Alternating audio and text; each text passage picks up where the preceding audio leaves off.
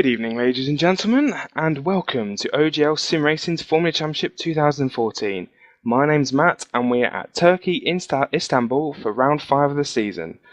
We're going to get started in a few minutes, but before we start, let's have a quick look at the championship results going into this race. As you can see, Alex Cooper is 4 points ahead of Luke, and further behind is Joe Moore on 27. Alex has it all to do this race to extend his championship lead, but can Luke bring it back and leapfrog Alex in the championship? And as we head to see the constructors, Mercedes only has a 2-point lead over Lotus, so it'll be a very interesting battle to watch throughout this race. So we're just waiting for the start of the race now, so if you stand by a few minutes we will get this going. Big ifs there, big ifs. So now the race is hopefully going to be starting now for the final time. Who are your tips on for winning this race? Well, I think he's stupid not to say Alex. You know, he's always up there now, and I think if we get away this time, big if, I think he'll run away with it. I don't think Luke's got the pace to keep up with him.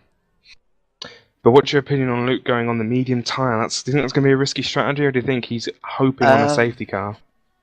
Well, I think given the two starts we've just had, I think a safety car is pretty much inevitable in the first 10 laps, I think. So we'll have to see. Indeed, we'll have to wait and see as the 3 lights are coming on, 4 lights, and hopefully we are going for the final time. And here we go. So looks like everyone's got away cleanly for the first time as we are heading down to turn 1. A little bit of smoke there coming from the caterham.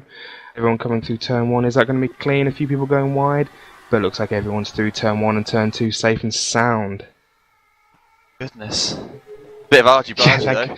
Thank goodness for that. Yeah, a little bit argy-bargy, but it looks like everyone is through safe as Alex Cooper leads the way there from Joe Moore. Has that Tommy Hagen gone up ahead against Luke? I think it has. Tommy. So Tommy Hagen is now into P3. Hang on, no, that's Luke in P2, isn't it? Yeah, Luke's gone into P2. Yes, yeah, it is Luke.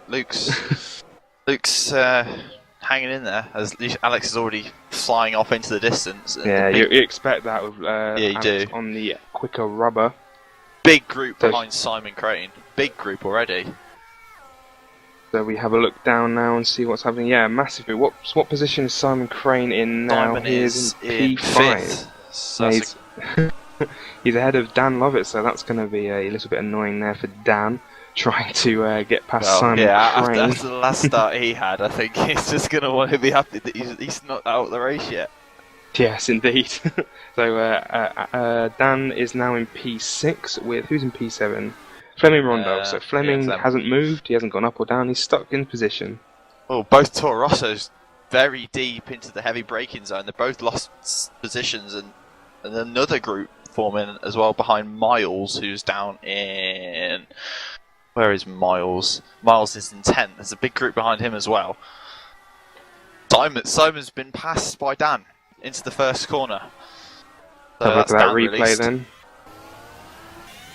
So we're looking to speed up a little bit. So Dan is now heading down into turn 1 and he makes the move stick quite easily there. So that was a good move. Oh, Simon stepped out a little bit, but yes, Dan is now up into P5. Good move from him.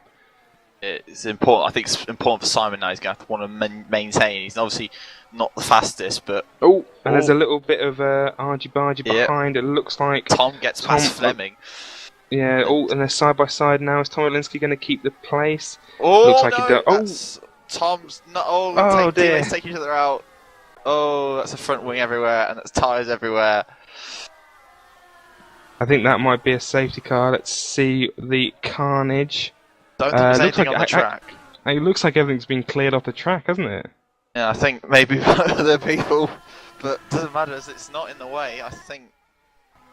Yeah. Sorry, we're going to try and find the crash. So that's Simon Crane out of the race. Simon is going to be absolutely livid with that, I think. Let's have a look. I'm not sure if Simon was hit though. Was he hit? I think he yeah, was. He was completely smack round and he is out of the race. Of course, 2 laps have been, so there is no more restarts. I don't think you're going to give one anymore anyway. No, let's be honest. After the poor going, so that is Simon Crane sitting there out of the race. That is also So I'm trying to find who is out of the race. It's Tomo Linsky and Radek Helpin. So both Saubers and gone. The Williams of Simon Crane are now out of the race. So we go back to leaders now as we saw that smash fest. Luke's actually holding on to Alex, which I don't really think Alex will be expecting. And Joe's got past Tommy Hagen, so Lotus looking good for themselves at the moment, second and third. I think Alex will want Dan to close up to that group and maybe get himself on that podium. Indeed. So Tommy Hagen is in P4 there, doing well, keeping on to the back of Joe Moore, who is on the quicker tyres. So that's a good show. Maybe the deficit between soft and medium isn't as big here as it is in some tracks. With Dan Lovett falling back a bit, as Max was saying, in P5. He's just got to keep on the back of them, and then he'll be fine. And as people are talking on the server, so that is an automatic license point for talking on the server there. I write that down. Not sure, Tom, was he? I think he was the first Sauber. I think he was the one who tagged Simon, and as a result, obviously had to slow down, not knowing where Simon was going, and then got a friendly wallop from his own teammate. So, well, I think he can exclaim all he wants that it wasn't his fault, but I think we have to wait for a review to see the full extent of whose fault that was, because that just looked a mess, really. Indeed it did, and because people are talking. That's Simon. That's frustration. That's a license point there for Simon Crane. That's plain frustration. As we are saying, it's an automatic license point if you talk during the race. Bit of action, but Miles trying to hold off Dan Ribbons through turn 8. They're side by side, and Dan's done it. He's gone around the outside. So I didn't quite catch that. You need to tell me what positions people are in when they're fighting, so I can catch them. P8. Oh, Miles is trying to get back at him. Doru Stoika's on the back of him now. Doru's going to go through the middle, go down him. Here we go. It's in the braking zone. I think Miles is just ahead. Doru goes wide, gets the inside line.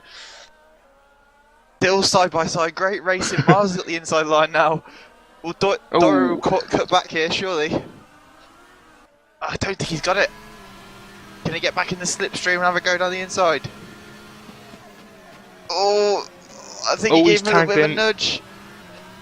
But he slowed down, so he let Miles regain that position. That was good. That was fair driving there for mine. I was going to say good, but it's fair. Yeah, it's fair. But I tell you what he's done. He's allowed Fleming and that's Rob. That's Rob Lorry. Simon behind to catch up and a trailing pack, which is not what Miles wants. As you can see, Dan Ribbons has blown off into the distance. He'll be straight on the back of Fleming. So it looks like that Miles Dixon is struggling as Miles Dixon goes wide and allows two places in one corner. It could be Rob even Lorry more. To go through. So Simon Maltby is all over the back of him now. Is he going to lose more position? Simon is. Rob's gone wide down to P10. Rob's gone wide and Miles has gone straight back down the inside. So there we go. So Rob Lorry went a bit wide and let Simon. I'm getting people's names wrong today, man. Let Miles Dixon back through. So Miles is in P9, Rob Lorry in P10.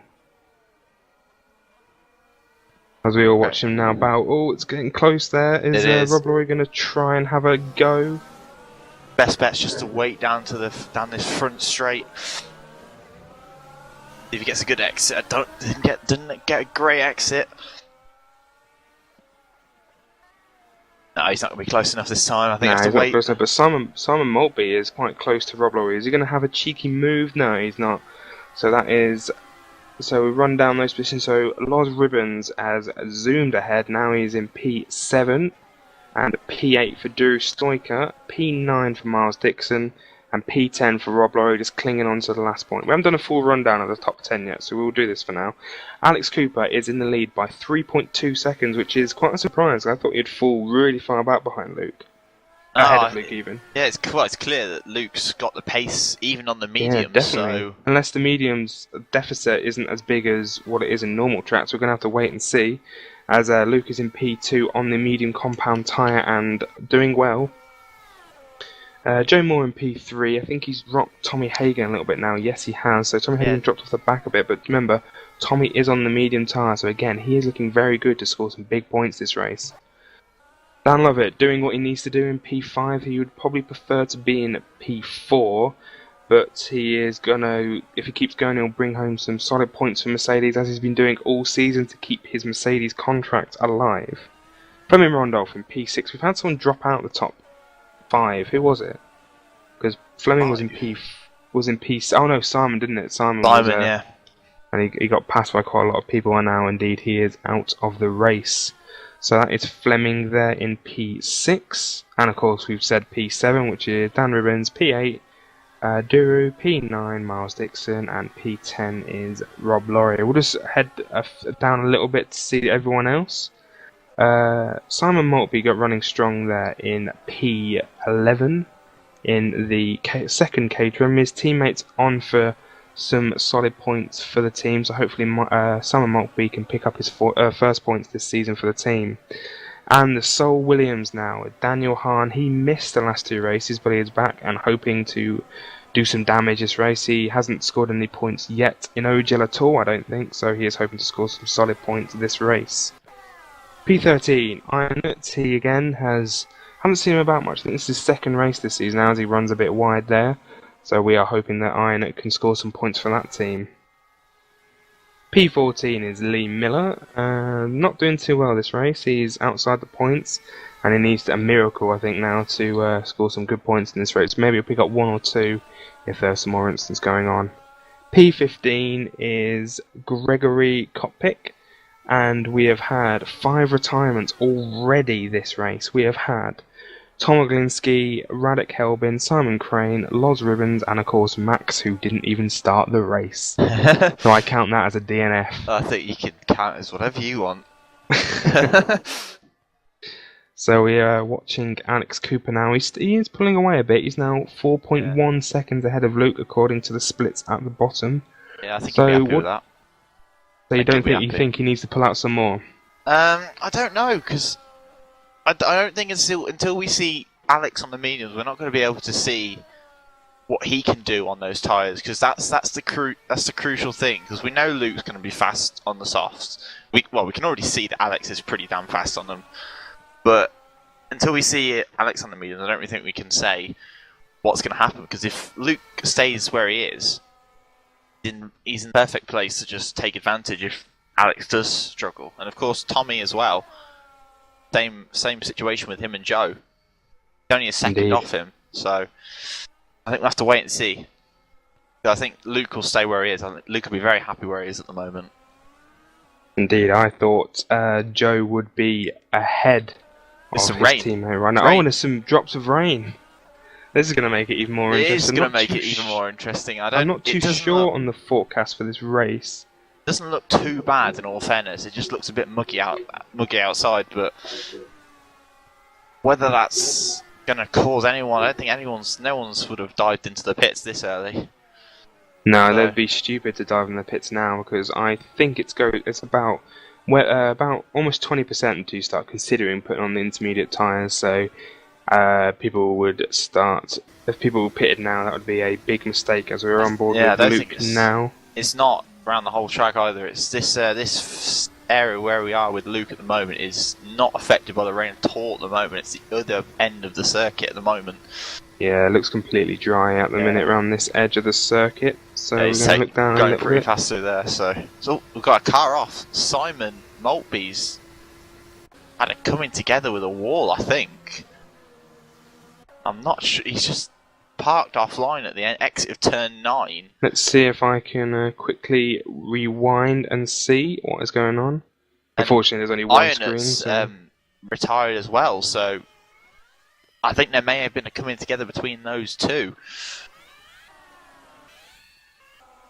Right, what happened is Simon Maltby went too wide, spun back onto the track, hit Daniel Hahn, and Ina hit him, ending both their races, it looks like. So a shame. Simon Mukby needs to quit the race because he's going to eventually roll back onto the track.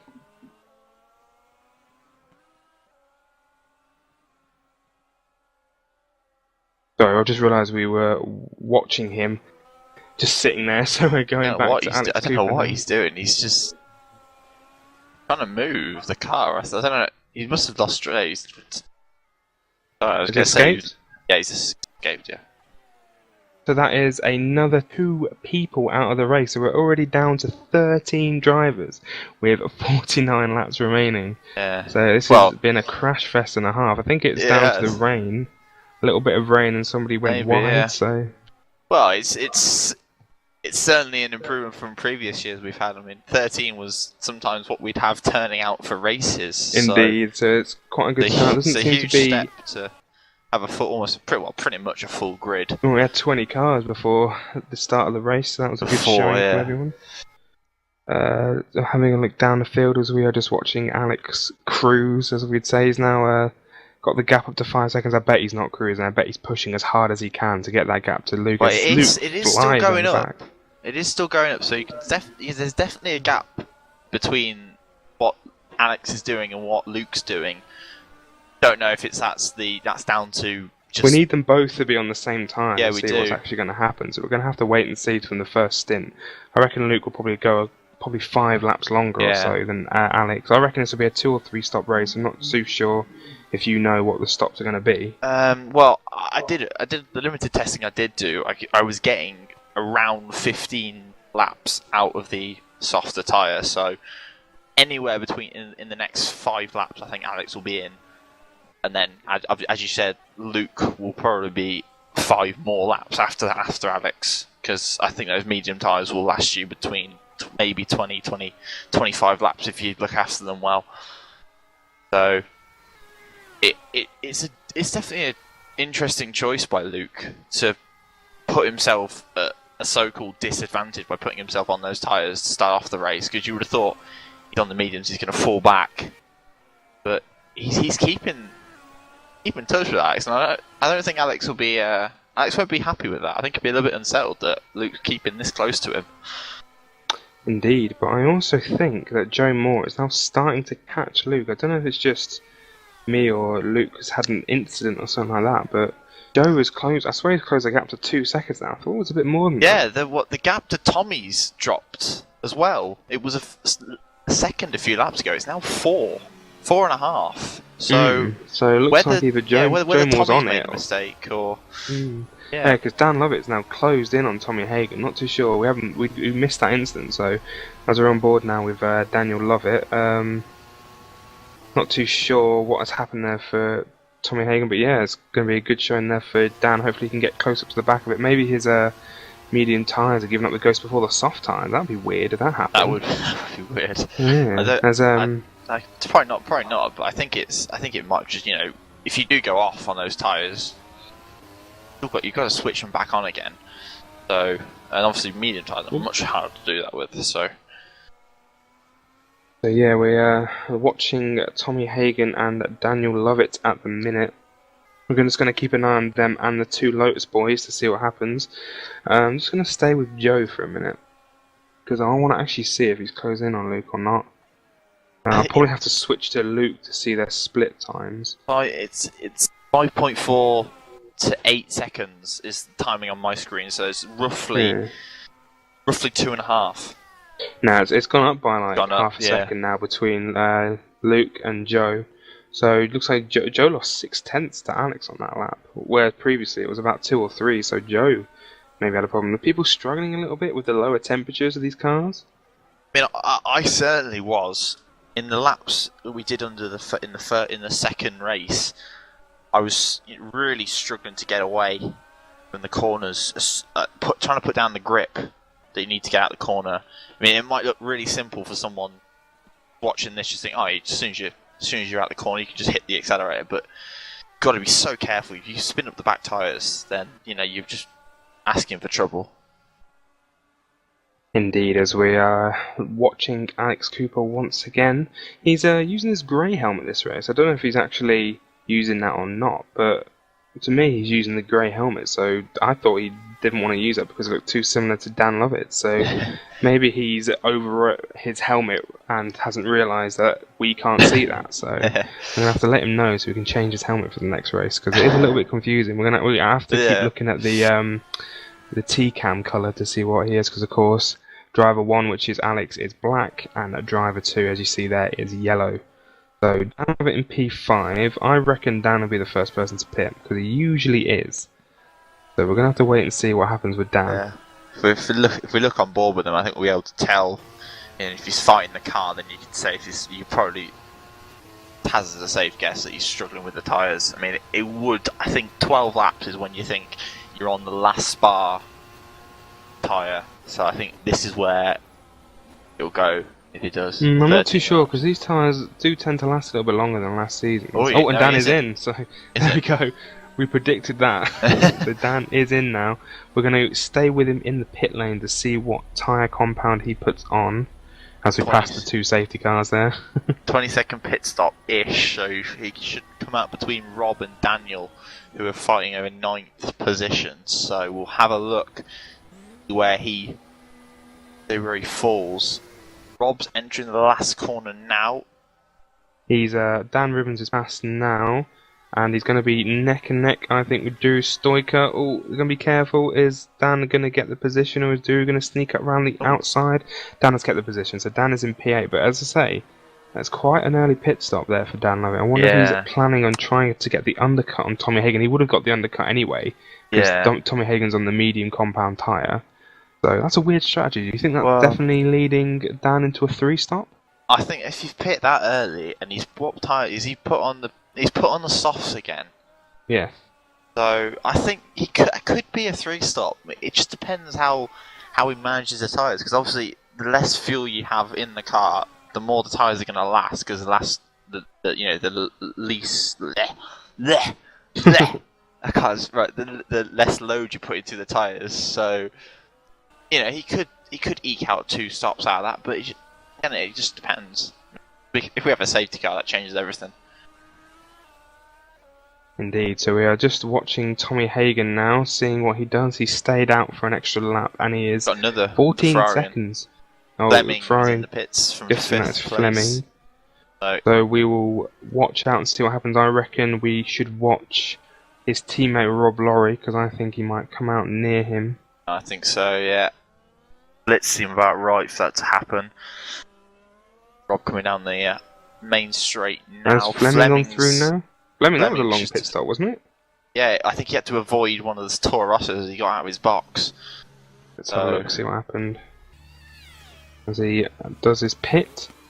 No, it seems okay, just seemed like a long stop, so he is back out now. In P9, is he? Yeah. No, P8. P8. So Daniel Hahn is in P9 there, and P10 is Drew Stoiker. Dury pitted as well, didn't he? Yeah, Dory just. That's why that's like that. P11 for Miles Dixon. I wonder if he'll finish his first race for over a year in OGL. I think first race for a long time actually. I can't remember the last time I actually saw Miles finish a race in any of the racing series that he actually does. It possibly could be in the points as well. Sorry, Alex Cooper is in the pit lane now, so we're going to watch as he's going to be passed by Luke, definitely. And Joe Moore's in the pits as well, so that's the 2. So Dan's pit stop was about right then. It could be a 2. So I mean, if the leaders are coming in on that as well, I think that's an indication. I think maybe it's a 3-stop. He might get ahead of Tommy Hagen. I think it's going to be close. Very close. Side by side there. Looks like Tommy Hagen's just behind him, so Alex has got the place there. He is back out in P2, so a good showing there for Alex Cooper. Back out on the softs as well. Yes, he is. So he's got we're gonna have 26% of the race gone. So what do you think? Do you think Luke will react to that? Because we have noticed that people don't tend to be on the mediums as long as they are on the softs. Do you think he might bin them for a set of softs now? Because he's going to lose a lot of time now to Alex Cooper, I think. He could, but 26% of the race gone, and they've just pitted. Lap 15. That does 26%. That's 15, Yeah. isn't it? So yeah, Yeah, that's that's why I was just telling people Yeah. it was lap 15. I was just making sure my calculation was right. I didn't know. Right. But I think that sounds like a 3-stop. So, Yeah, it does. So I think either Luke will react now and come in, which he is And he doing. does. So we are going to watch Alex Cooper now and see how far he'll definitely be ahead of Luke as he's coming through the final chicane now before the final turn. I don't know any of the names of Istanbul, so we'll just call him the final turn. Yeah. And as we watch him now coming down the main straight, it's definitely wasn't a Tommy stellar Hagen lap. Tommy Hagen's in the pit lane as well. Very bad lap for Luke. Second down on his personal best, so maybe just being an in lap. But yeah, Alex is clear. I'm not sure of the gap. I think I have to wait for the first sector, but it looks to be a similar kind of margin. As we have a look now, as Luke is now down there, we need to wait until they go across some sector lines to see how Alex far has just they gone are. through it. But yeah, it's going to be around 8-9 seconds, I think. So not. Yeah, that's big because it was 5 seconds before Alex pitted. 8 seconds. Yeah, 8 seconds. So yeah, Luke's lost a lot just by 1 lap extra. That's a big margin there. Maybe he had a bit of a longer stop in the pit lane or something like that. I don't know. It did look because his last sector was a second down, so I think he might have lost. But this is what we want now. now. Luke and Alex are now on the softer tyre, so we're going to have to wait and see. If Luke cuts the gap, then I think we can say that when Alex is on the mediums, he's going to be in a bit of bother. But I think we'll have to know the gap's gone up by 0.2. But obviously this is Luke's first lap, so he's still getting the tyres up to temperature. And as those pit stops have been gone, we're going to have a quick rundown of the top 10. So it's Alex Cooper there, out in P1, with Luke now on the medium the soft compound tyre in P2. Joe Moore is still in P3. He's dropped a little bit off the back of Luke now. You expect him to have gained a bit, considering he put some fresher tyres on. Yeah. Oh, hang on. Look in P4. Dan Lovett has jumped Tommy Hagen, but Tommy Hagen is now all over the back of Dan Lovett.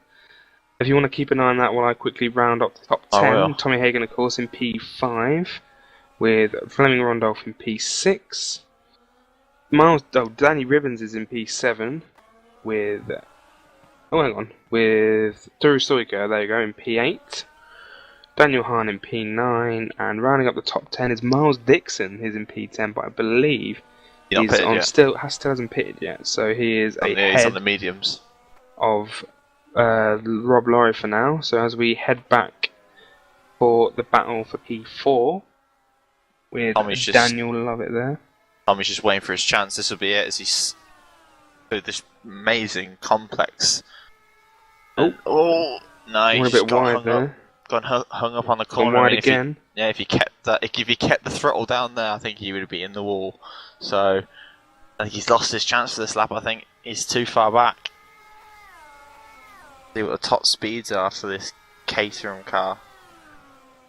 Right, we need to watch now because this is Luke's first lap now with the soft tyres if they're up to temperature. Let's see what happens.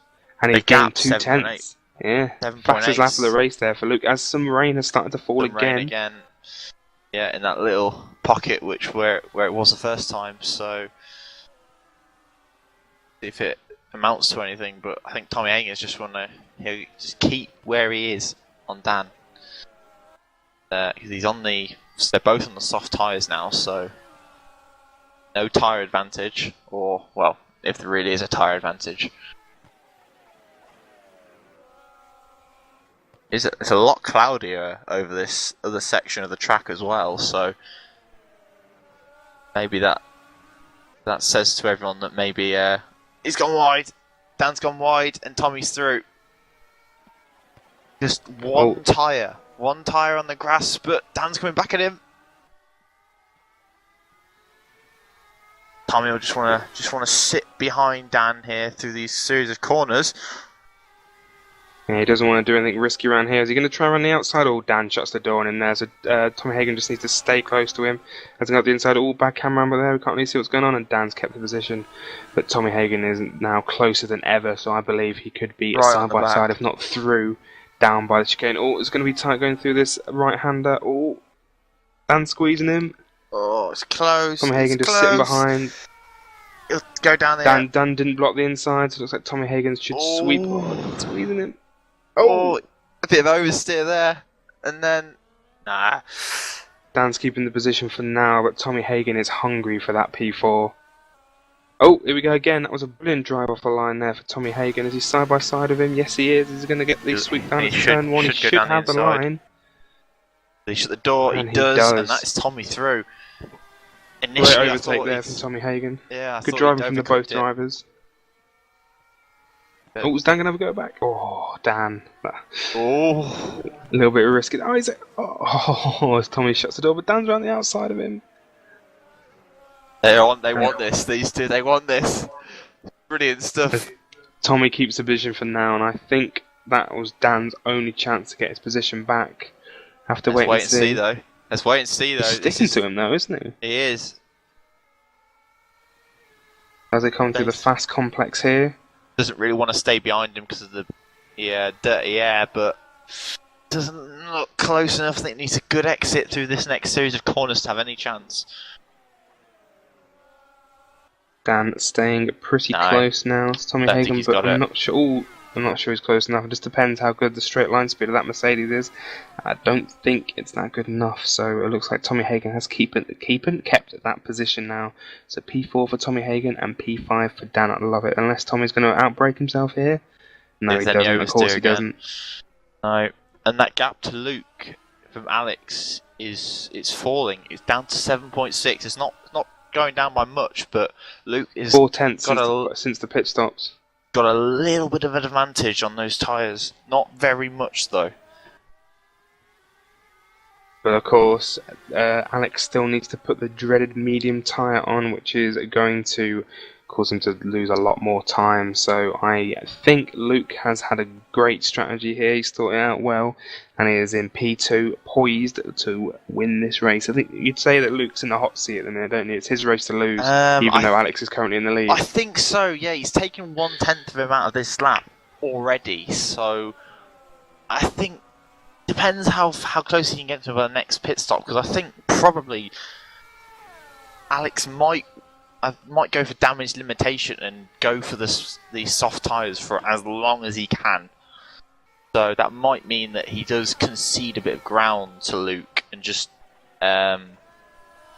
look after these tyres so that he can, limit having to go on the mediums. Although Luke proved that they're a competitive tyre, kept with Alex. So whether Alex can do that, I think that will probably determine whether Alex will inevitably stay ahead. As we are watching Luke now run a little bit wide in turn 2, he is closed 5/10 since the pit stop, so the gap is now 7.5. As we look back to Joe Moore, Joe Moore's dropped off a little bit, not too much though, but a solid run there from Joe. I believe he is on for some good points after his DNF last race for not even getting into turn 1. That's honestly the most frustrating thing. I think it's never happened to me. Surprisingly, I've always seemed to have. Well, I say always. I've tried to stay out of the first lap ruckus. But I'm sure you've had some first lap incidents before. Probably, but I've watched you have some incidents. It is so frustrating. I feel for them when.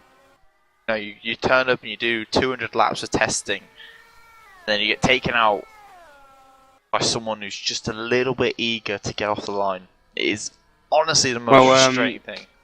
Joe, his incident last race was completely his own. He didn't get touched or anything like that. He just it could be themselves being too eager.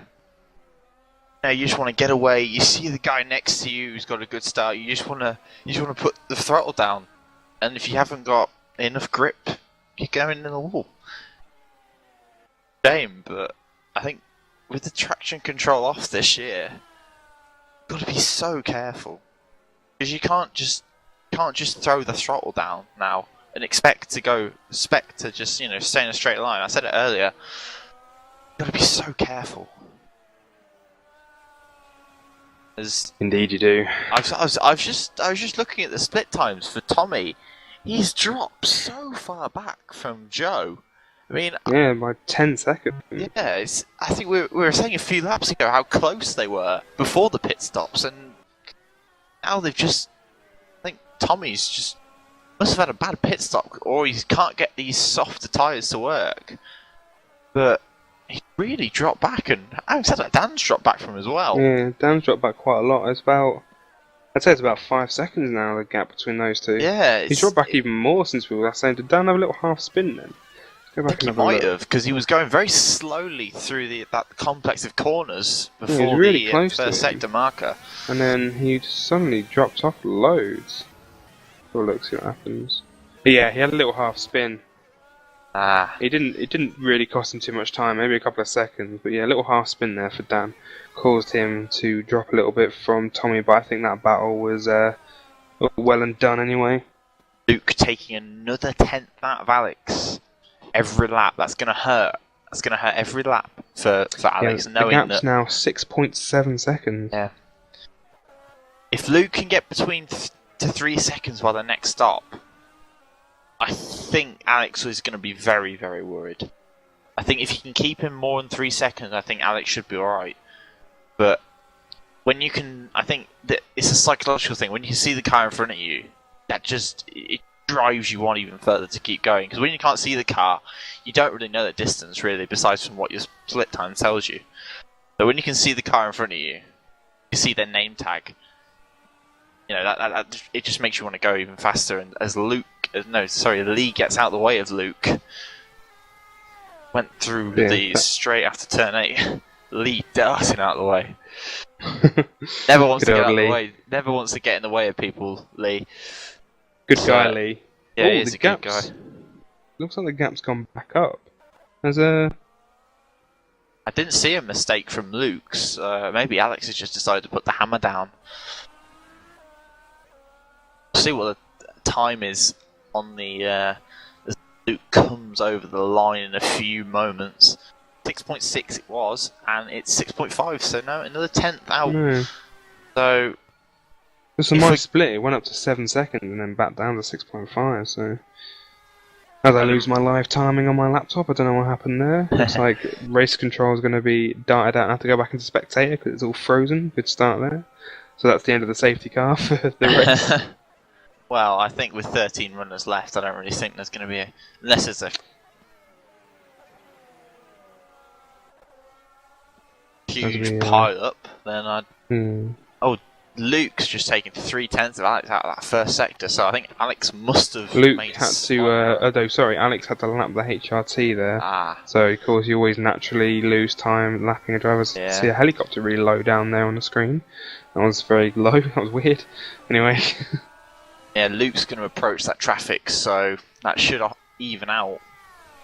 But even so, I think I'd say roughly there's probably about 6-7 more laps left on the set of tyres. That would be a 3-stop, I think. I think if you maybe get the tyres to 25 laps to go, then that's really 2-stop territory. You get the mediums to do that much. I think Luke would obviously have to go a bit further.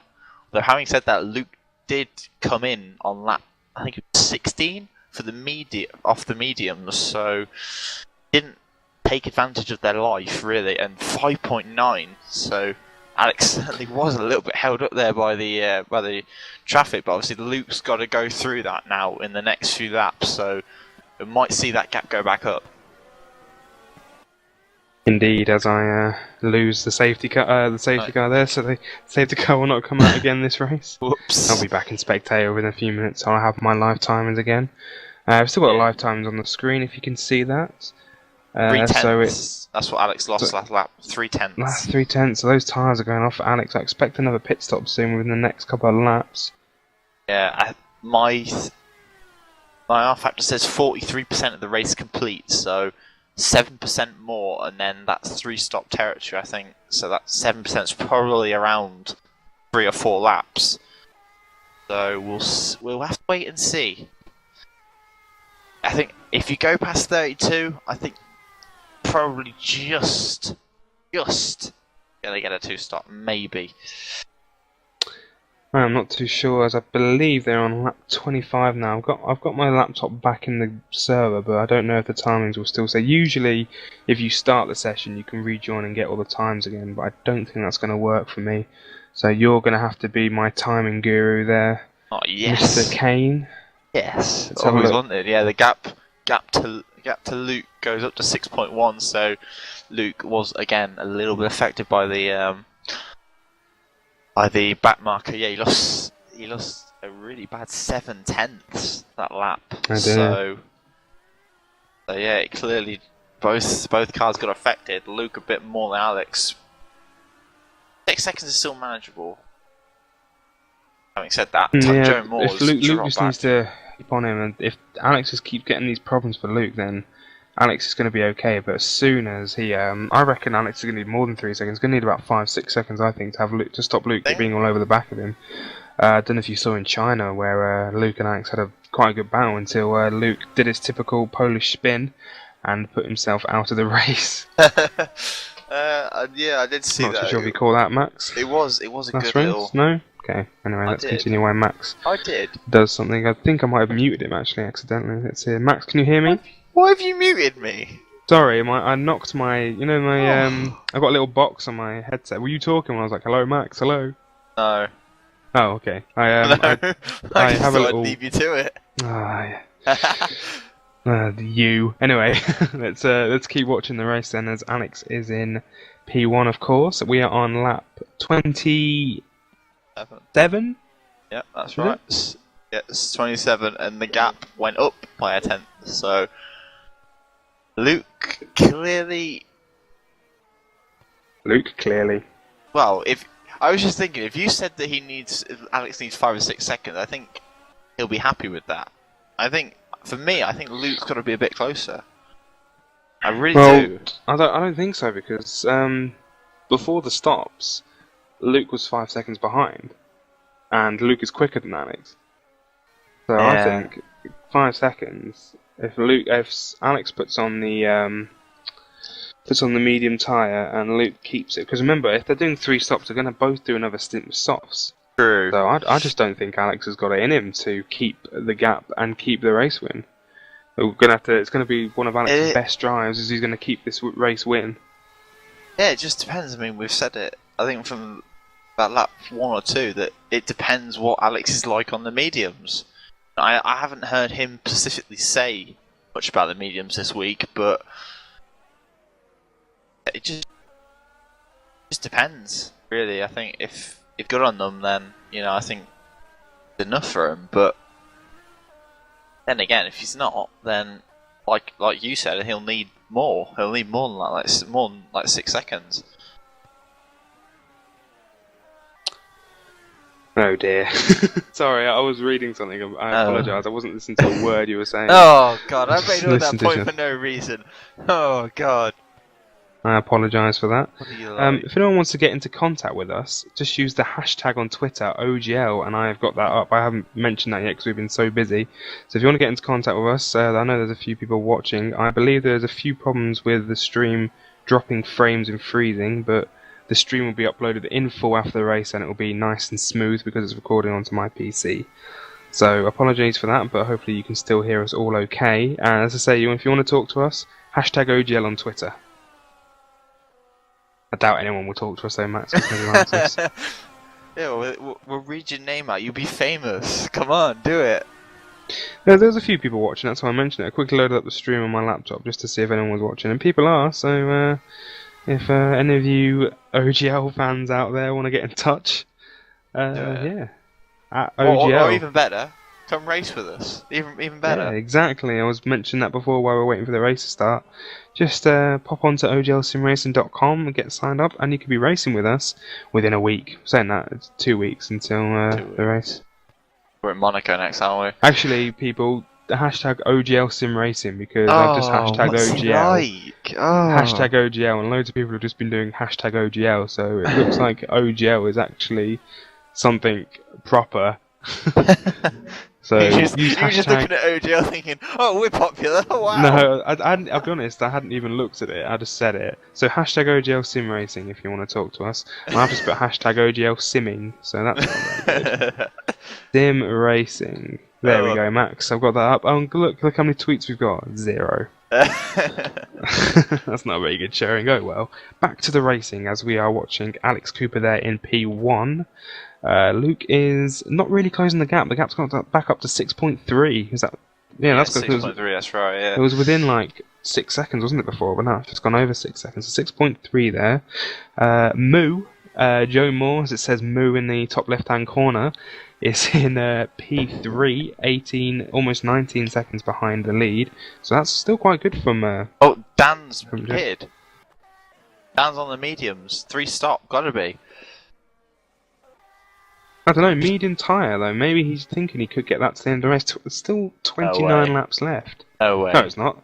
What lap are we on? We How are many on laps left? We're on lap 29. How many laps left? 29 left. Oh, so we're halfway through. We are halfway. You can't. As much as I would love to see Dan get those tyres 29 laps, no way. 29, you drunk? Maybe. Oh, hang on. Luke's gone up to 7.2 seconds behind Alex now, according to my time. Oh, he's in the pits. So they're both pitting. Yeah, they are 3 stopping. Gotta be now. Both on the softer tyre, I believe. So Alex Cooper is now back out on the soft tyre. And Joe Moore is now going to go across, I think, and going to be P2. Yeah, so he's taken that off Luke. Of course, Joe hasn't pitted yet, so it's going to be interesting. The pit stop's only worth about, I'd say, 17 seconds here. Yeah, it's not as much as I was expecting it to be a bit longer. It's the first pit stop. Yeah, it's quite a short pit lane. Yeah, Luke, Alex, I was expecting Joe to lead the race after that, but yeah, so Alex is now back into P1. Getting held up. Luke is getting held up big time. Oh yeah, look at that. HRT in his way. HRT. Not moving. That would have cost him at least a second and a half. I'd say a second and a half, 2 seconds there, and he's also got a Red Bull just in front of him of the only Red Bull in this race because his teammate Kevin Mass is currently working. So, oh well. So that's Miles in P11. So that's all right for him. He's still going. He's still going. With 30, we're on lap 30. We have 28 laps remaining. So I wonder if he could finish the race. What's your bet? Do you think he will? I'd like to see him finish, but he's blocking Luke. I can't tell with Miles. I honestly can't. You know, he can turn at one race and think, you know, because he's in the top 10, that he's going to finish and get a podium. But I don't know. Joe Moore in the pits, so his strategy as well, 3 stop. I don't think anyone's going to be able to manage 2 stops by the looks of things. The gap now between Alex and Luke is up to 8.5 seconds. 8.5. So if he lost a second in the pit stops, then it was the HRT, wasn't it? Yeah, so that's cost him big time. Alex will be hugely happy with that, though. I think. But you also need to remember, Alex has still got to put on that medium compound tyre. So it all depends on Alex's pace on that medium tyre that's going to decide this race. It's going to come down to the wire, I believe. I believe they're going to be fighting on the last. I reckon it's going to be half a second with a couple of laps to go. It's going to be a good battle, I think. So stay tuned to watch the end of the race. If there's anything else happening on track, I mean, Dan and Fleming are pretty close. There's a few more raindrops again. Yes, there is. Could you imagine it now? A downpour now. It looks like the rain has stopped again, so it's trying to rain. I don't think it's actually going to going to properly. Maybe a couple of %, but I'm not expecting a full downpour. As Dan's rain light's on. I think that's been on for most of the race though. So I think that Mercedes rain light's very sensitive. Let's have a look at anyone else's. No, it's just Dan's. Let's have a look at Alex. No, not even Alex's is on. So Dan with a sensitive rain light, as I just was saying, it's been turned off. So there you go. Of course, the drivers don't have control of that. It's all automated with the RF plug. As Dan goes wide and loses his front wing and his wheel. No! Oh, Dan, what are you playing at? What did he do there? And has he lost his engine? He's lost his rear tyre. His engine's smoking. I think that's game over. Oh, that's game over for Dan Lovett. Let's watch that again on board, as we were actually with him when that incident happened. What did he do there? Did he just bad luck drop for it? that. He just went on the power too early. Spun up the rear tyres and just went. So that was the end of Dan Lovett's race. That's going to be immensely frustrating. Immensely frustrating. We're now down to 12 runners out of the 20 that started this race. So it's been a tough old race for people. We are on lap 30 odd, 32. Yeah, 32. 32 now, with 26 laps remaining, almost 25, as Alex comes into the final section of the track. Shall we see if I can get an interview with Dan? I think he'll be a bit annoyed. I don't think he'll be joining us, but go ahead. If he's talking mood, it'd be great to see what he has got to say. We'll see if we can get a message with Dan in a bit. So, as we are watching Luke now, 9.2 seconds. So he's dropping from Alex. So I think if it stays like this, and Alex puts on the medium combine tyre, Alex is looking strong, isn't he? I reckon this is a good gap. I think Alex will be able to win the race with this gap. As we are looking a bit further down the field now.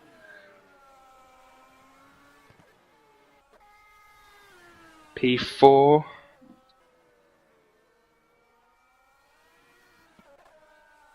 Sorry, I was just messaging someone to the commentator. Max seems to have passed out, so Tommy Hagen now in P4. What? I'm passed out. Fleming. Oh, we went really quiet. I went silent to see if you could fill in the gaps while I was typing to someone, and you just stayed silent. Come on, Max. I'm sorry. Oh. Anyway, we're watching Dan Ribbons now in P6. I don't know if there's anyone near him. What was that, McLaren? I haven't really seen McLaren's, have we? So we're going to get Lee Miller in last place. Lee hoping that he can score some points with a lot of people dropping out. I say there's only 12 people running out of the 20 that started.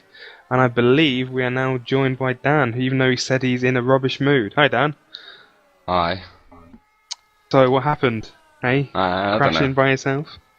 I don't know. The car just felt rubbish all race, to be honest. I don't know. That left hand up just after turn 8. No tyre attempts, just lost it, spun, and spun the wheel in anger as I come round, and it probably forced me into the wall a bit more. Dan, come on. You probably could have saved the car if you didn't do that. You're doing quite well, you're in P5. Yeah, it's just not enough though, is it? You know, Joe was running away from me easily. Tommy just drove away from me, and it's just really frustrating. Oh, Dan, this is reminiscent of previous seasons when you're getting angry. You need to chill out a bit, man. Oh dear. So, what are your predictions then, Dan, for the end of the race? Luke has already got the medium tyre out of the way, so do you think he'll be able to catch Alex for the end? No, it'd be nice for both Lotuses to crash, to be honest. Especially dear. I don't know. I'm not paying attention to it now. I'm too angry. Well, thank you very much, Dan. You can stay with us if you want. If you're going to keep angry, I suggest you leave. And he's already left. So that's the end of Dan, and I'm guessing he doesn't want to stay. That just sums up his emotion. I guess he doesn't want to stay and commentate with us. That was a very angry Dan Lovett there, leaving and being in a bad mood.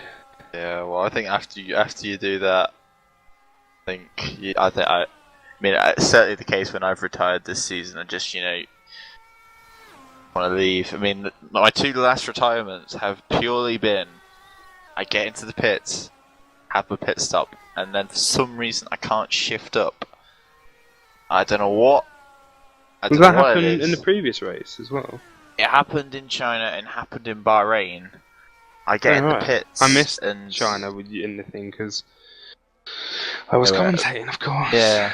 I just got into the pits, had the pit stop, and then I was just ready to shift up, and it just wouldn't go. So I just realised I've been on board with Lee for the past couple of minutes, so we'll go back to another someone else. So go on, you continue. Where was I? I tried to go back into reverse, and that was working. So I thought, I can get in reverse, but I can't get into first gear. I don't know. So I was sat there for about half a minute trying to figure out what happened, and I thought, I can't get the car to go. So there we go. Oh dear, Max. What are you gonna do, eh? I don't know. I mean, that could have happened again. I could have been up in second place. Then it just happened. That would have been horrible. Ooh, hang on. Luke's just set the quickest lap of the race, fastest lap of the race. So that means he's going to start closing the gap now. The gap is now down to 9. It was about 9.5 before, I think. Now it's back at 9 seconds. So Luke's still got quite a lot to do. But the finish of this race, finishing positions aren't set in stone yet. Still, Luke could win this race. I mean, one thing that I've just looked on, Alex has lapped everyone up to 6th. Not far behind Fleming either. That just goes to show how fast Alex is at the moment. I know there's not many people racing at the moment, but to have lapped up to 6th place is a real achievement. We saw it today with Hamilton and the Barcelona. That's Ball if nobody's watched the race yet. I'm sorry if I've ruined it, everyone. Sorry. But yeah, it looks like that our league is going to be dominated by Mercedes. You're saying that. If the points finish the way it is now, Lotus will have a clear lead in the Constructors' Championship. Alex will still lead the drivers, but I reckon Lotus will be about 10-15 points in the lead, thanks to DNF and Daniel Lovett. Yeah. Wonder what that will do to his race contract, because he has to finish every race, according to Alex, to fulfill his contract. So it's going to be interesting to watch. Alex is definitely a little bit frustrated. I think. A little bit. A little bit. I can imagine he's raging.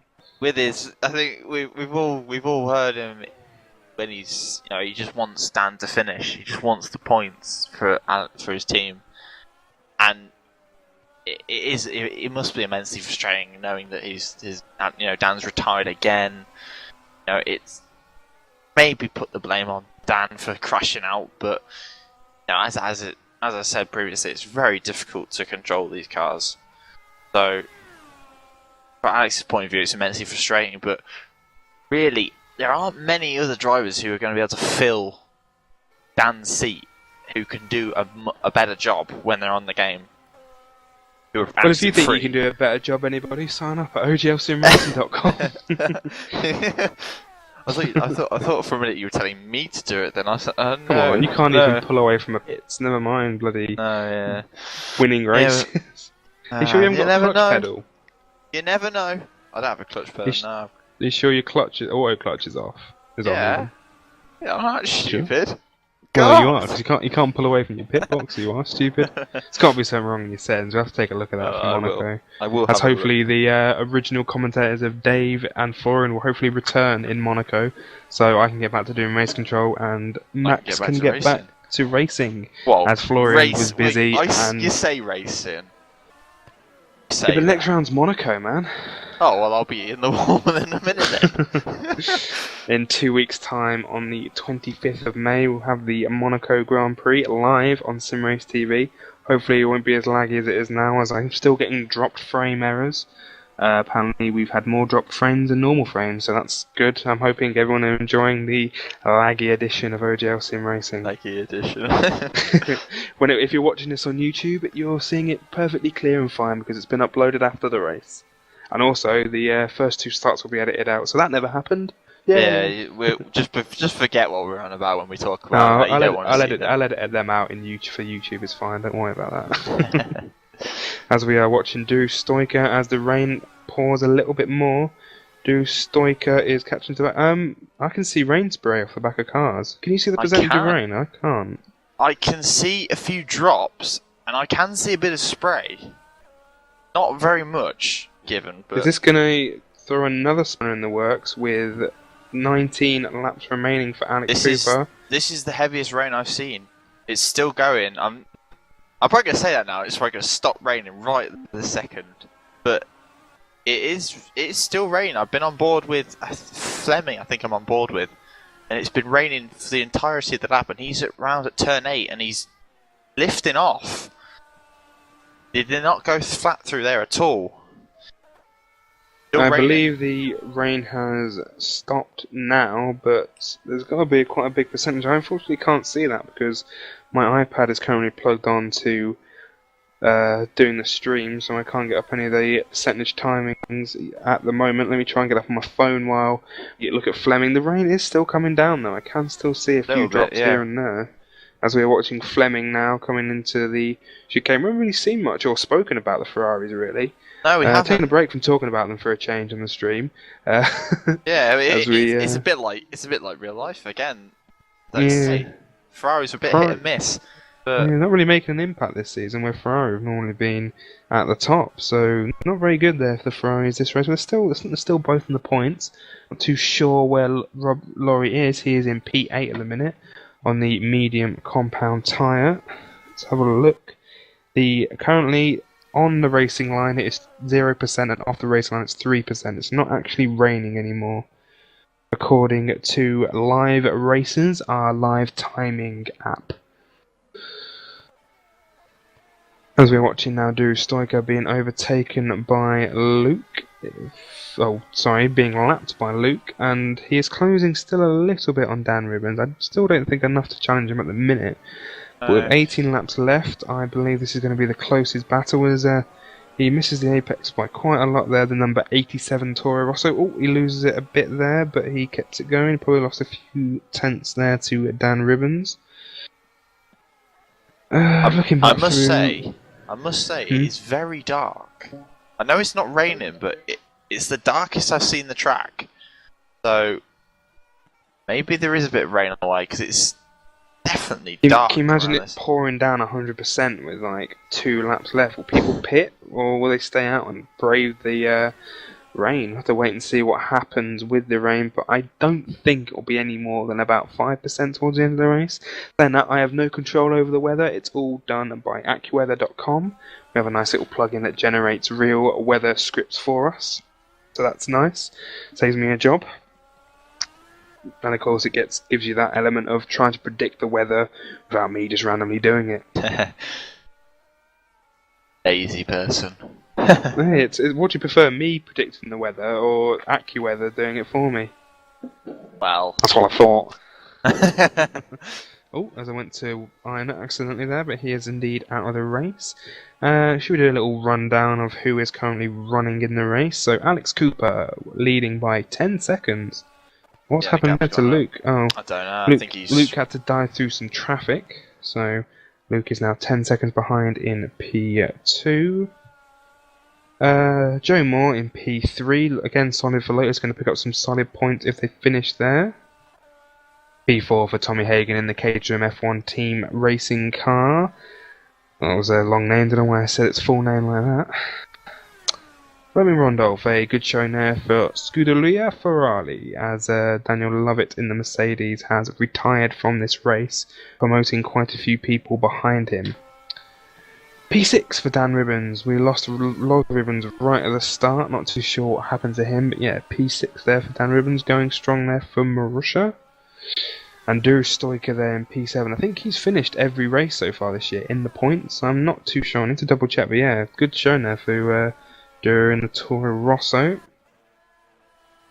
Bit disappointing for Rob Laurie. I was expecting him to a little bit further up this season, but he's not been as quick as I thought there in the Ferrari. So he's in P8, but still in the points. So I guess at the end, point's a point, isn't it? He'll have 2 points if he's 3 points. I think if he's in P8.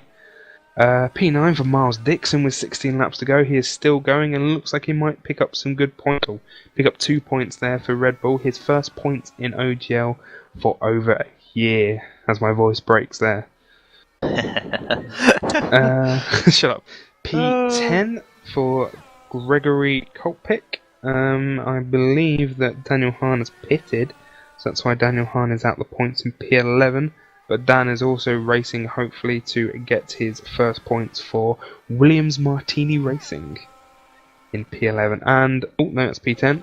And rounding up the finishers is, the current runners is Lee Miller in P12. A slow but solid race for Lee. He just needs a solid teammate to boost him up a bit. Do you think you're that man, Max? I don't know whether the word solid would fit me, but I think with Lee, I think he just wants someone who is actually going to be there for every race and just finish with him. So. Oh, I just realised we're watching Lee for ages again. I've already given the McLaren enough limelight. And of course, the DNFs are Daniel Lovett in the Mercedes, crashing out and binning it and getting frustrated, as we heard previously on the stream. Oh, they've all deleted off my thing, so I can't run through the thing. I believe Ironut crashed out, of course. Simon Maltby spun out in the Caterham and collected Ironut on the way. And then, of course, we had the 3-car incident with Simon Crane, Tom Oglinski, and Radak Helbin, which we looked at after the race. And the final two, Max Kane didn't start, and Loz Ribbons retired on lap 1. So that was it. So there's 12 people running out of the 20 drivers that started, with Alex Cooper leading the way. I'd normally cut to an ad break if it was on TV. Well, that was quite a good roundup, wasn't it, for an ad break? We should. So if anyone wants to sponsor us, come on. Could have cut to an ad break right there to show you. So anyone out there wanting to sponsor us, just get in touch at OGLSimRacing.com. I think you'll be looking at a pretty bare inbox there. Don't be. Oh, so I had a bit of lag then. I thought Alex was in the wall. Did you get the lag as well? Can you imagine if Alex... Let's just watch that lag again. Oh, look at that. I don't know if that was... I think that was just Alex that lagged then, because nobody else did on the track. I don't know if you did, so you didn't use it or anyone else. I did have a little bit of lag. I thought Alex genuinely binned it. I was about to go, oh no! I coughed a bit there when I said that. Oh no! So, with 14 laps remaining, getting into the closed stages of this race now, we have Alex Cooper in P1 with Luke in P2. I keep saying Luke because I can't remember how to pronounce his name. Luke Saltz? Yeah, I think when I did it last year with Dave, I just thought, if I can't say it, I'm not going to bother. Oh, I could say Luke sucks, but I don't think he'd like that. There's a bit of lag going on the server right now. I'm guessing... Is that rain as well? I can see a few drops of rain. I don't think so. I don't think there's any rain at the minute. I think it's going to have to rain now to have any real impact. It's dry at the minute, so we are on lap 44 out of 58. 14 laps remaining in this 58 race. We are currently live from Istanbul. We are OGLSimRacing.com. My name is Matt, and this is Max. Say hello, Max. Just say hello to people that have maybe joined us midway through and have no idea what this is or who we are. So we are OGLSimRacing.com. We are sick. So 12 runners left, as I've said, of the 20 that started. Alex Cooper still leading away as he's pitted. So Alex Cooper's in the pit lane now, I believe. He doesn't put the medium compound tyre, and yes, he does. That's a good remember there from Alex. He is back away on the medium compound tyre. Luke is still going, but I believe that new mediums are quicker than fresh and worn softs. So I think... Oh no, Luke's already pitted. See? Yeah. Really? Yeah, Wow. Luke's already pitted. We missed that. That gap. So Alex had to respond and pit and put on the medium compound tyre. So that was probably a bit earlier than Alex was hoping. So 13 laps remaining. This is where it's going to start heating up now. We need to watch the gap. Yeah. I think Luke's coming over the first sector marker now, so we'll have a rough indication of around the same as it was before the pit stops. So... Oh, as Lee Miller spins in front of Alex. But he keeps going, I want to catch that again, because that was a bit squeaky bum time there for Alex. To see Lee. What does he do here? He just goes wide and does like a half spin, completely wrecked his tyres, I believe. But Luke is going again with the McLaren. I do like the McLaren model. It's got the new nose that they introduced in Malaysia, so it's very nice. Not as nice as my arrows. Yeah, but your arrows haven't even been seen in this race. So you can stop I can leave the pits right now. But to be fair, you probably couldn't. You'd probably finish about 18th. You probably finish. I can not finish about 13th. You probably finish about You probably finish 14th, 15th if you went now. Yeah, I'll finish 14th. No. You wouldn't score any points. There's no point because you'll be out of the 75% window. As Luke now sets the fastest lap of the race and is closing in Alex. He's now 9.2 seconds behind. This is going to heat up now. With 12 laps to go, Luke needs to pull in a second a lap to even have a chance. This first lap is, well, this is the real first lap because they've both got the tyres at the temperature now, so we'll see what kind of times they're going to do. So first sector mark coming up, gap was 9.2. What is it now? It's gone up by a tenth. So Luke's made a mistake or something. So, oh yeah, I suppose he has got that. It's at the Marussia ahead. So that's not doing him the best of favours coming through this fast sequence of corners. Yeah, the Marussia caused him a few seconds of headache on the previous stint as the Marussia goes wide and he doesn't really cause any problem there for Luke. So Luke is now through past the Marussia. 9.3 still, so he's recovered the 10. It says 10 seconds on my screen, so we're going to have to wait until they both go past the start-finish line to have an accurate reading. We'll always mention the time, so as Alex comes across the line now, we will wait and see where Luke is. Luke's coming across the final turn now, as we see what the time is going to be. 9.2, it's still about the same, so Luke isn't doing enough. Not doing enough, no. Really needs to start pushing now to even have a chance of catching Alex before the end of the race. What I would say is, Alex has got a lot of traffic to pass that is coming up now. So, but remember, Alex might have to pass that, but so does Luke a couple of laps later. So potentially, it's going to be swings and roundabouts. It all depends, I think. Hang on, are the people in front fighting? I think it's Fleming and definitely Fleming. Now Fleming's a lap up on Daniel Hahn. So no, they're not fighting. Daniel Hahn's down in P11. I wonder if he had any problems because he was the bottom end of the points. He was in the points before, but now he is well out of it. Well, not well out of it. He's in P11 and 10 seconds behind Gregory Kokpik in the HRT, trying to get the first points for HRT this season. As we watch Alex now, we'll watch him see how well he knows the traffic. I don't think Daniel Hahn will give him too much grief because Daniel Hahn's he might be new to OGL, but he's not new to racing. So I reckon Daniel Hahn will let him through probably after turn 2, as Gregory Kokpik hits and Daniel Hahn now goes up into P10. As I just watched Gregory reverse on my laptop, so he reversed in the pit lane, and away he goes again. We're not watching that on the stream, but. Yes, Gregory reversing in the pit lane. Naughty, but you don't get any penalties for that. As I'm watching Alex having to pass Daniel Hahn like it's a racing pass. Though I take it back what I said about Daniel Hahn. I expected Daniel Hahn to let him through as he gets a bit wide. Daniel Hahn at the back. So that is Daniel Hahn in P10 now, with Gregory Kokpik in P11. What's the gap? I missed the gap. Oh, it's 8.9 between Alex and Luke now, so he still is closing, but only like 2-3 tenths a lap. And as I said previously, that is not enough. No, it's not. It's 8.7 over the first sector. That's still, it's... You can do that consistently. That was 3 tenths in that first sector.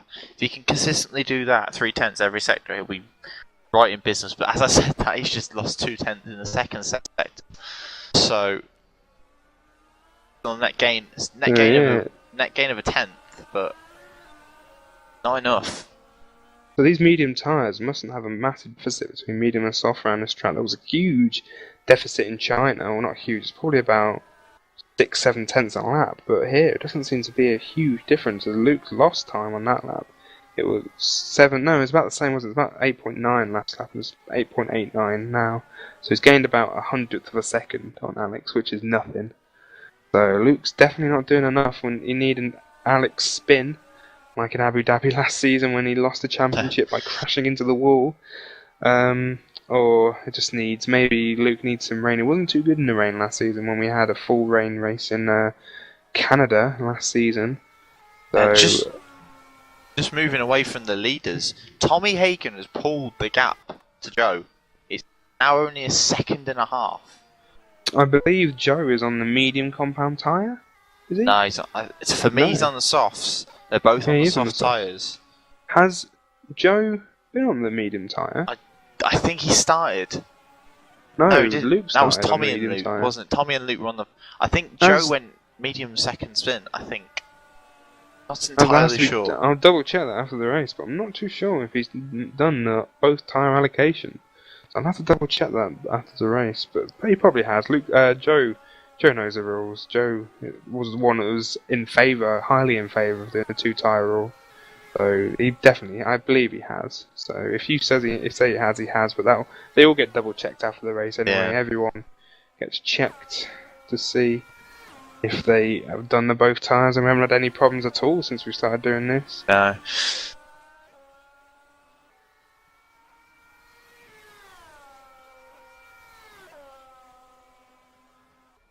So as we both go quiet, I will look into one.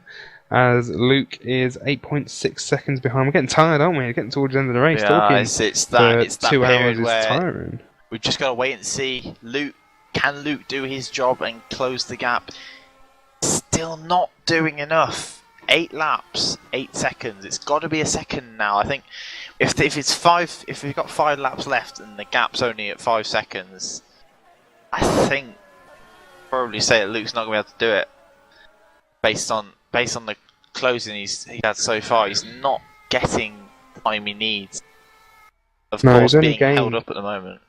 He's only gained about 6 tenths on Alex in the last 4 laps. It's not enough. And that's not enough for Luke to even attempt to win this race. So it's going to be a good performance, I think, but I don't think it's going to be good enough for Luke to take the victory. No, I don't think so. And just going back to Joe and Tommy, the gap between those two staying as it is, it's roughly the same. So we may be in for not exactly a grandstand finish here, but still, it's been a good race. Luke has definitely kept Alex honest. Definitely in that second stint, we were a bit worried that Alex was going to get caught by Luke, but clearly Alex has he had a strategy and he's kept to it, and he's 8.7 as we'll just wait for Luke to come across the line. 0.6, only a tenth. It's not, if that's, you take that to laps at 3/10 a lap's not enough. So I think Alex might just start backing off a bit now. No, I don't think he will. I think Alex will go straight to the line, trying to pick up fastest lap, race win, and the pole position. That's what Alex likes to do. Likes to pick up all these little rewards. But of course, I think Luke's still got the fastest lap. I think. Yeah, I don't think Alex will beat that, but he's going to probably try. What was it? I think I'm just trying to look through the timing of mine. 1:24.8 is the fastest lap. Alex has done a 1:25. 1:25.0 is his fastest lap. And yeah, I think he's currently doing 1:25.5. So yeah, his time's just going to get slower and slower. So I don't. Few spots of rain again. Definitely a few spots of rain once again. Is it the actual rainstorm, or is it just again a little shower that we've? Well, it's not even a shower; it's just a little drop, really. So we've had. It's a lot heavier. It is a lot heavier. I say that every time, but yeah, it's definitely got a lot heavier.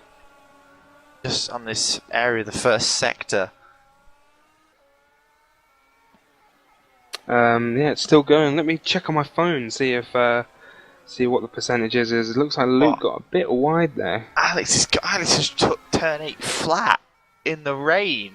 I know it's not much, but to have that much confidence in your car to go flat through there. Alex he's certainly running. It's dying still off. Raining. No, it is still going. Max. So we'll have to have a look. I don't think you'd have enough rain to force someone in the pits with 6 laps left at the level. Just buffering to see what the raining percentage is. 3%. So it's 3% on and 4% off. So it's raining 3% of it. Not really enough to cause any problems, but we're gonna have to keep an eye on that and see what happens. As we are watching, as we can just see Luke in the background there. So yeah, Luke it's still definitely still raining. We haven't had it of this intensity over more than a lap. It's dropped down to 2% now, though, so it doesn't look, as Luke goes wide there, doesn't look it's going to cause too much more of an issue unless it really starts to pick up. As I say, I don't think it'll be much of an issue until it gets to about 20-30% raining and about 20-30% wetness on the track, which at the minute it's now down to 1%. Yeah, we'd have to have it now. We'd have to have 20-30% now, so I think we'll be fine.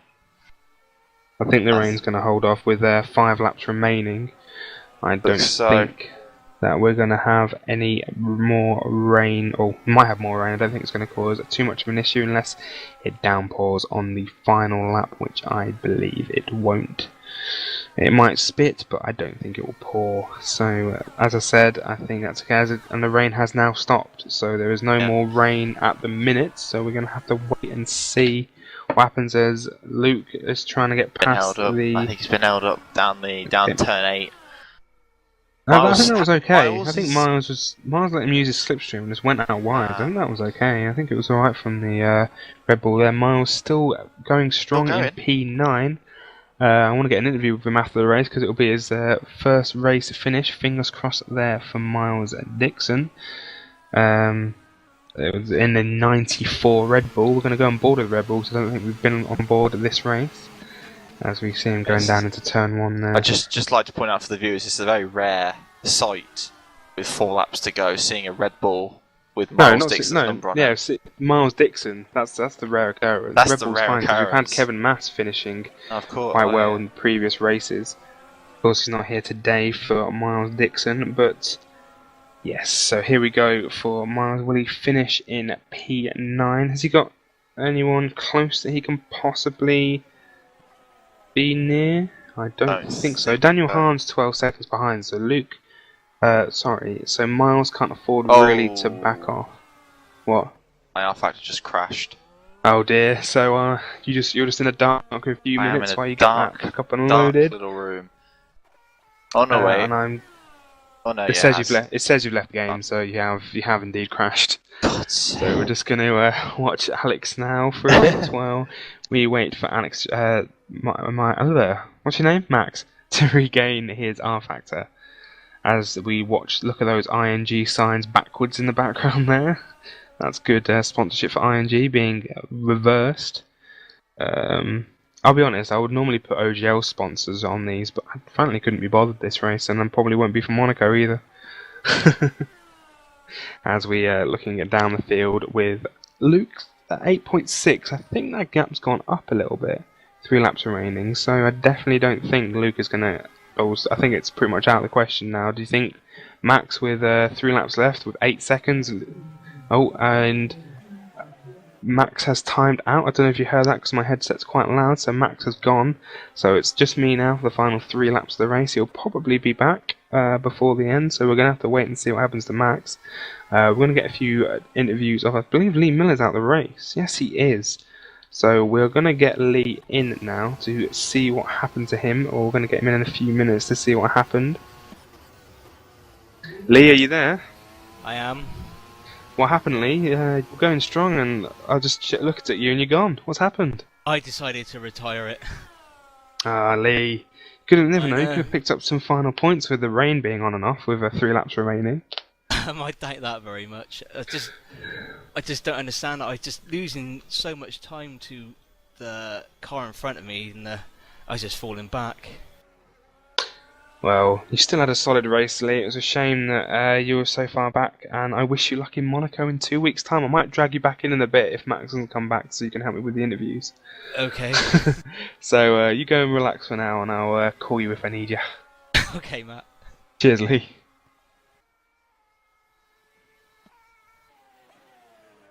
So then, with 2 laps remaining now, we are just watching Alex. We'll just quickly run down the order while we are with the remaining laps.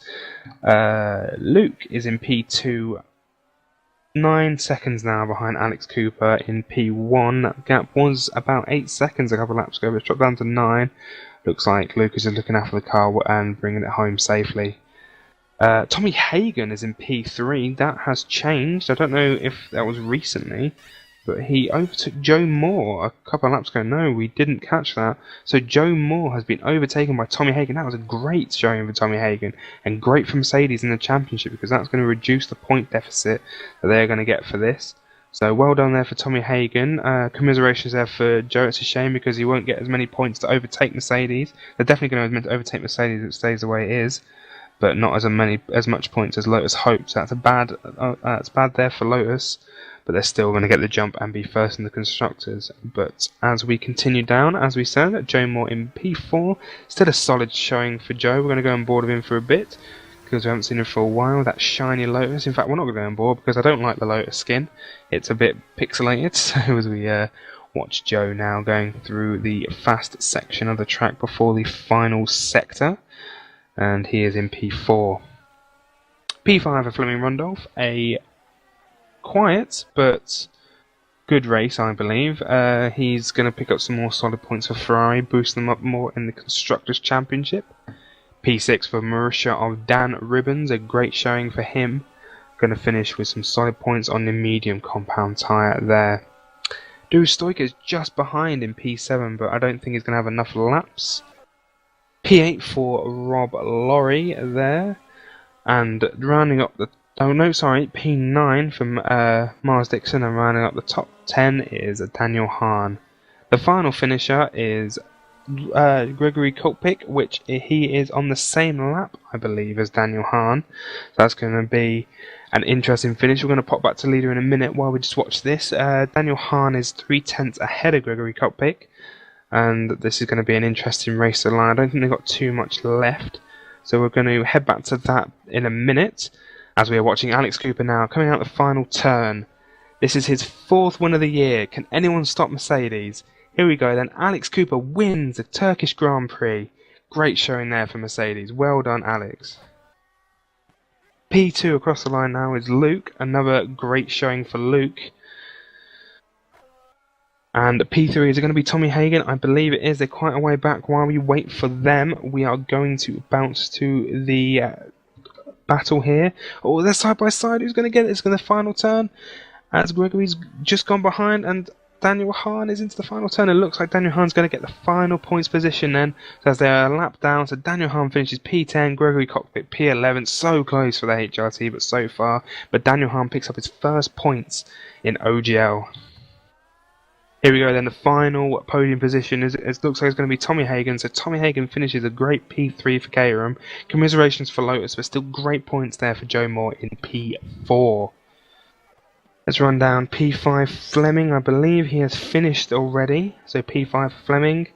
P6 for Dan Ribbons. Great showing for Dan Ribbons. P7 for Du Stoiker. He has already finished.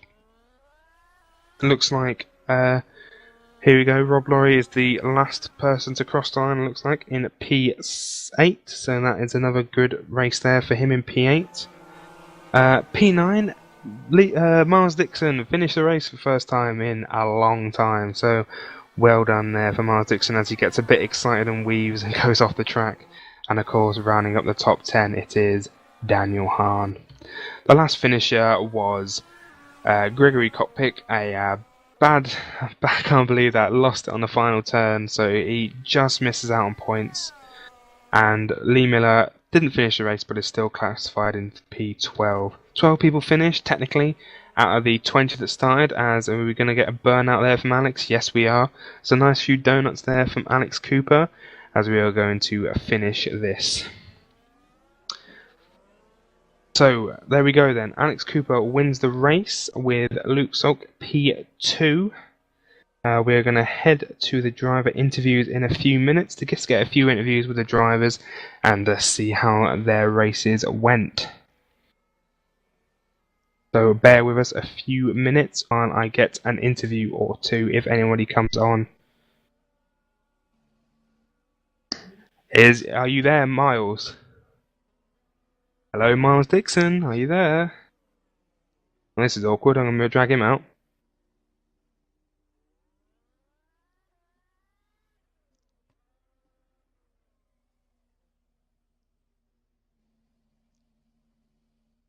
I don't think anybody is ready for an interview just yet, so again I'm going to run the top 10, which was Alex Cooper in P1, Luke in P2, Tommy Hagen P3, Joe Moore P4, Fleming Rondolph P5, Danny Ribbons P6, Drew Stoiker P7, Rob Laurie P8, Miles Dixon P9, Daniel Hahn P10. So as I say, we're going to wait and see if anybody is there to have an interview with. Hello, Alex. Hello. So how was that race for you? First of all, well done on the victory. So tell us a bit about your race. Did you think Luke was going to catch you, or do you think you had the race pretty sewn up? Well, when he started on the primes and he was pretty much the same pace in the first stint, I thought he might have been close at the end, but they didn't feel too bad, and I had good pace. So I just managed it, but I'm lucky that there was a restart because I binned it in the second race after saying I don't know you can bin it at the start, and then I managed to go and do it. So oh dear, but yes, there was a restart and you got away well on the third restart. So what do you think about Dan crashing out of the race? I don't know, I can't even say. I ended up swearing on the stream, so I can't say. But Oh, okay. frustrated. We'll maybe have a discussion about that on another stream. Well, thank you very much, Alex, and well done in winning today. Thank you. We are now joined by Rob. Hello, Rob. Evening. So tell us how your race went then. It was quite long, a little bit lonely. Yeah, the start was good. A few fights with Miles there. That was a bit of a laugh. But it's no pace at the beginning, really. There's still some solid points picked up by Ferrari, P5 and P8. Are you happy with those finishes for both of you? Well, from where I started, then yeah, I saw Fleming had some trouble at the start, perhaps. But I was on the pace at the end as well. There's just something going on at the start of the races, which is I'm just way off it. But by the end of it, I'm keeping up with, I'm certainly keeping up with Fleming's pace at the end. So couldn't peg the gap. Doru and a couple of other guys in front, but it's just not there at the beginning, which is a bit weird. So in 2 weeks' time, we're going to head to Monaco. What's your opinion of the track, and do you feel you can do well there? Did all right there last time out, I think. Podium last time, so. Oh, nice. I can't remember last season, to be fair. Everyone else crashed. I think that was the moment. That always happens at Monaco. It does, yeah. So you just got to keep it clean, haven't you? And just try and get round. It should be fun, yeah. It should be all right. Well, that's great. Thank you very much for joining me, Rob, and I'll see you in 2 weeks' time. Cheers, mate. See you later.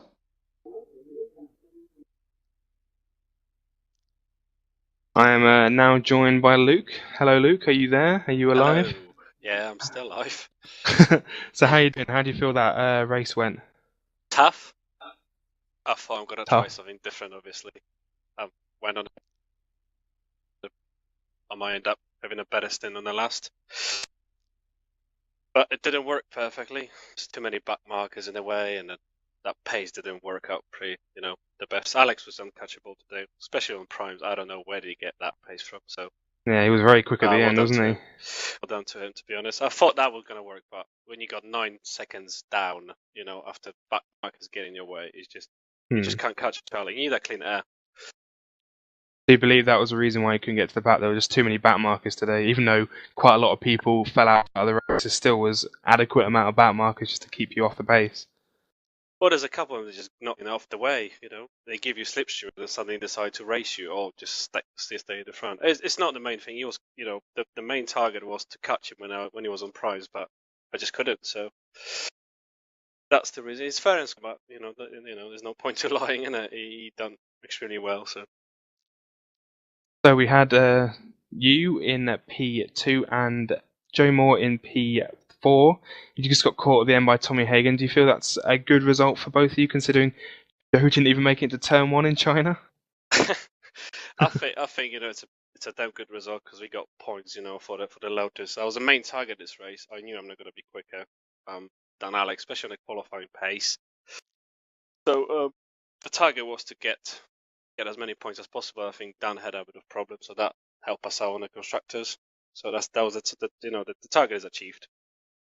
But there's a lot of work to do, I think, to catch up with Alex.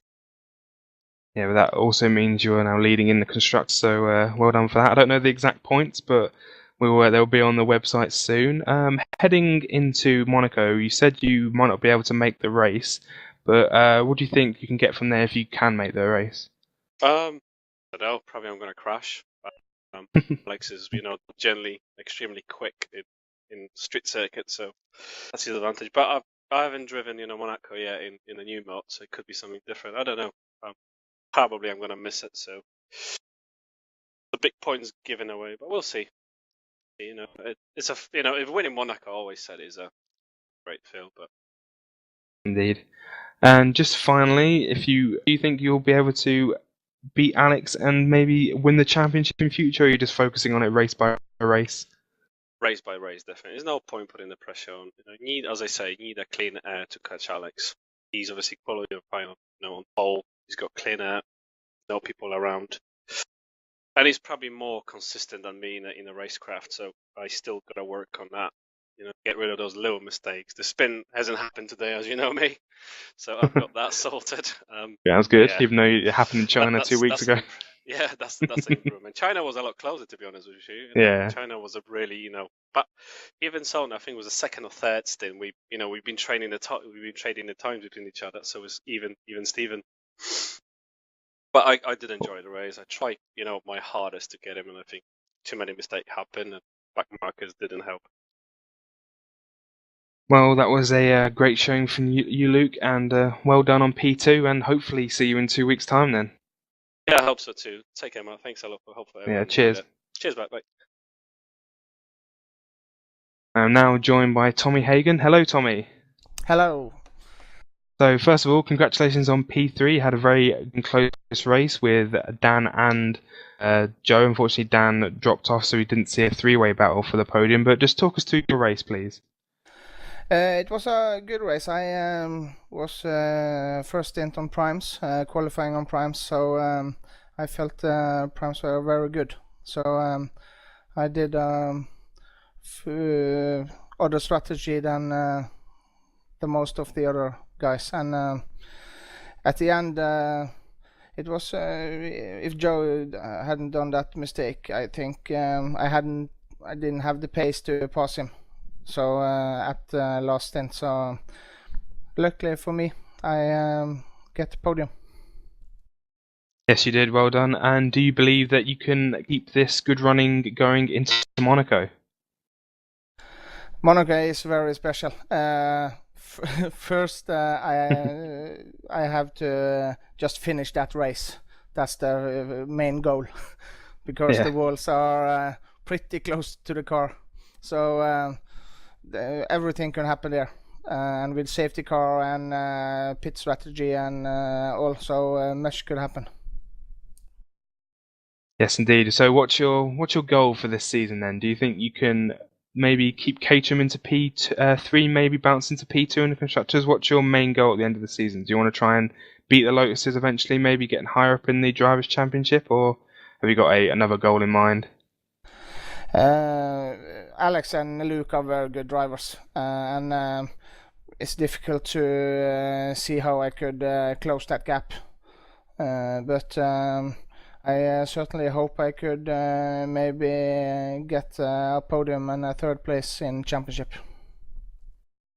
Well, good luck to you, and well done today on the racing, and we'll see you in 2 weeks' time. Yes, thank you very much. Bye. So finally, we're joined by 4th position, Joe Moore. Hello, Joe, are you there?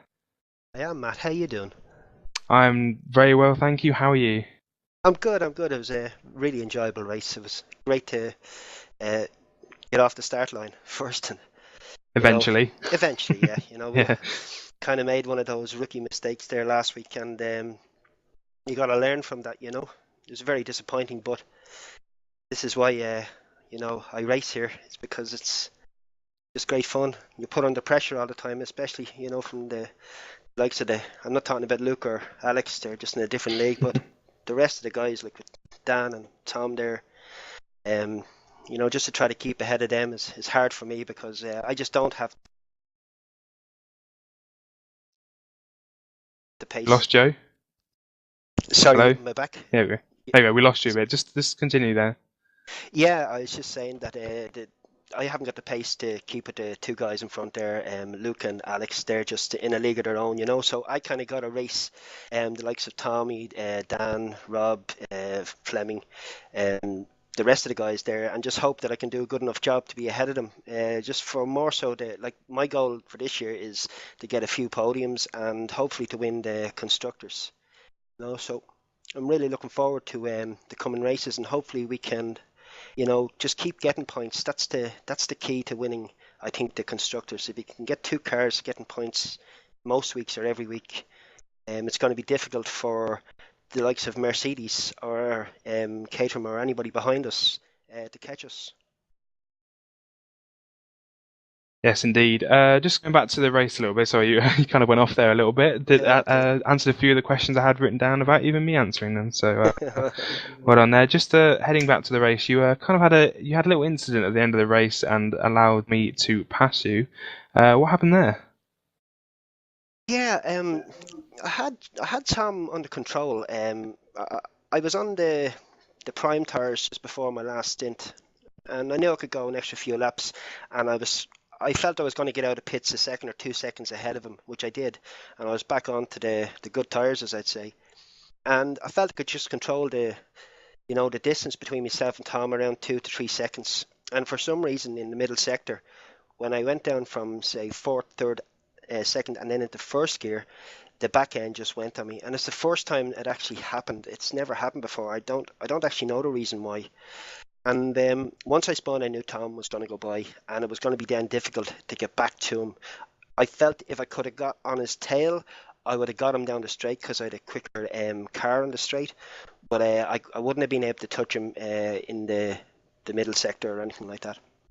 But well done to Tommy. He put the pressure on me, and at the end of the day, he was the one that made me make the mistake. So congrats to him.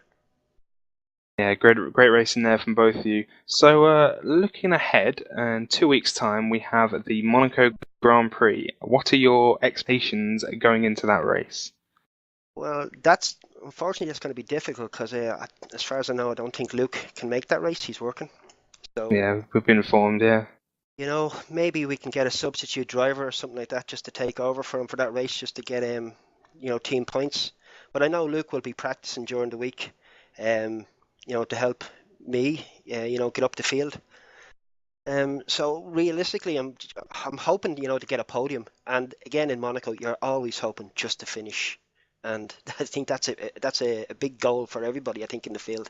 Probably except for Alex, because I know he is just awesome at Monaco. Like what he was last year, he was a second or 2 seconds quicker than anybody, So it's going to be fun. Yes, indeed. Well done today, Joe, on your P4.